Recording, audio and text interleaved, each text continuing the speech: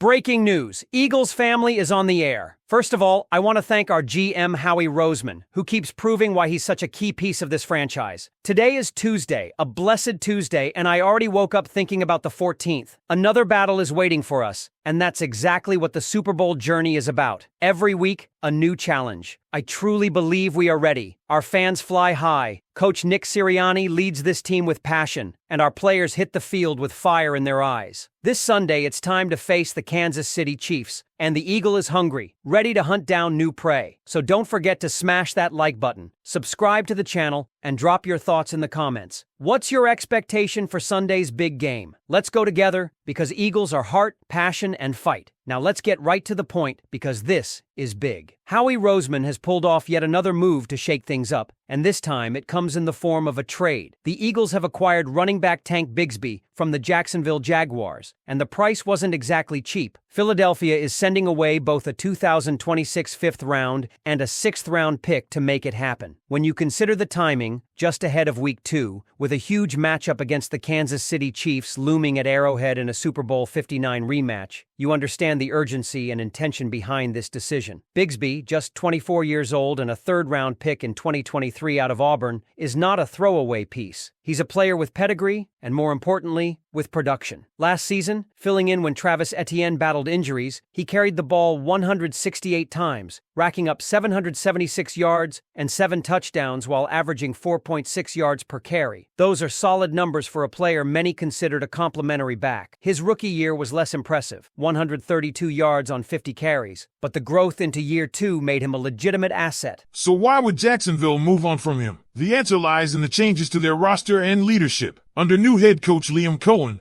the Jaguars have found themselves comfortable with their running back depth. Etienne remains their featured weapon, and rookie Bahel Tootin, drafted this past April, has shown speed and explosiveness that made Bigsby expendable. In fact, in Week 1 against Carolina, Tootin was already being worked into the rotation, while Bigsby logged just 5 carries for 12 yards. For Cohen, who didn't draft Bigsby, it was an easier call to part ways. For the Eagles, though, the story is very different. This trade may not only be about depth but necessity. Rookie running back Will Shipley, who flashed his dual-threat skills against the Cowboys, including a crucial screenplay showing patience, vision, and explosiveness, suffered a rib injury. The Eagles know rib injuries can linger, and if Shipley ends up on injured reserve, that sidelines him for at least a month. That changes the dynamic of the backfield completely. Saquon Barkley is the unquestioned number 1, A.J. Dillon is the bruising short yardage option, but behind them things were looking thin. Now, Bigsby enters the mix with the chance to carve out a significant role. The short-term plan may place Dillon as RB2 until Bigsby is fully acclimated to Sirianni's offense,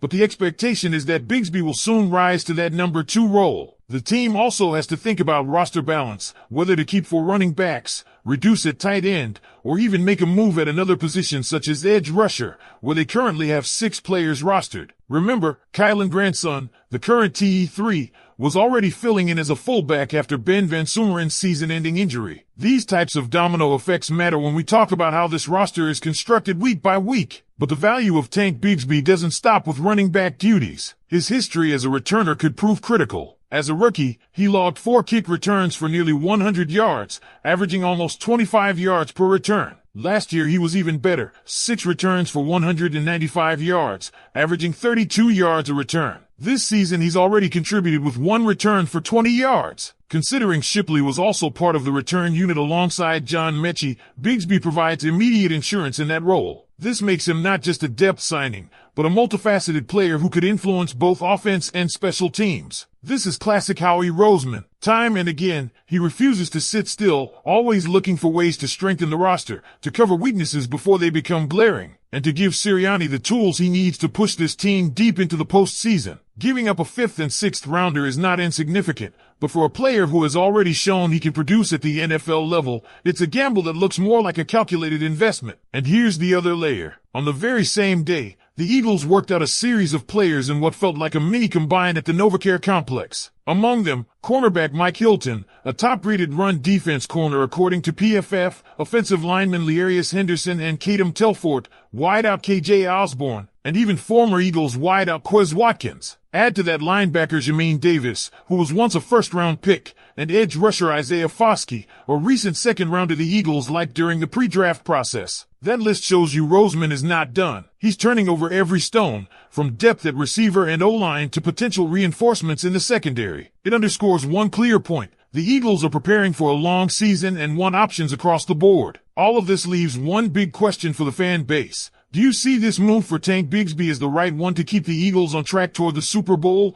or should Roseman have looked elsewhere to reinforce the roster? Think about the timing of this deal for a second. It comes right after a strong opening win over the Dallas Cowboys, a game where the Eagles looked disciplined, explosive, and in control. That set the tone for a season filled with expectations, but the very next opponent is no easy task, the Kansas City Chiefs at Arrowhead, in a rematch of Super Bowl 59. For Roseman, this was the perfect window to make sure the Eagles are not caught flat-footed by injuries or thin rotations. Every edge counts, and facing Patrick Mahomes with an offense that can grind clock, control tempo, and add versatility is part of the bigger strategy. Tank Bigsby might not be a headline-grabbing superstar like Saquon Barkley, but he represents insurance, stability, and fresh legs in what will be one of the most physical and demanding games of the year. The Eagles know how valuable balance is. Barkley brings the star power, Shipley has the explosiveness when healthy, Dillon brings bruising power between the tackles, and now Bigsby adds that steady production with the bonus of kick return ability. The goal is to always have enough pieces so that the playbook doesn't shrink when a player goes down. We saw last season how thin depth can derail momentum,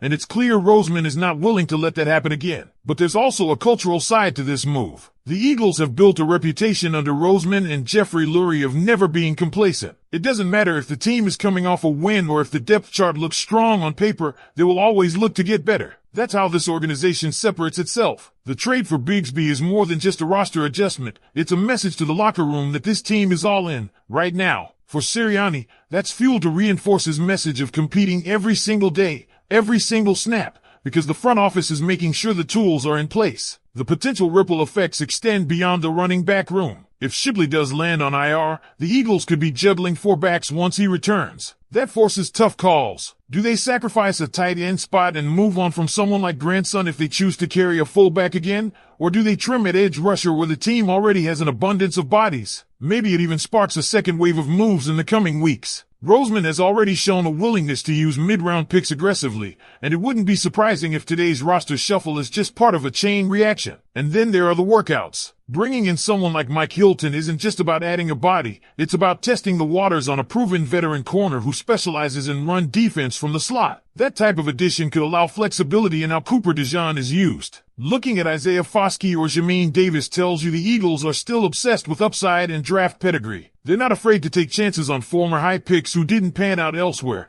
betting on their coaching staff to unlock potential. Even Quez Watkins coming back into the building for a workout, despite his up-and-down history in Philadelphia, shows that the team is willing to explore every possible fit, even familiar ones. It's also impossible to ignore how this affects the special teams unit, a group that has been under scrutiny in recent seasons. Kickoff returns have been inconsistent, and with the new kickoff rules in play this year,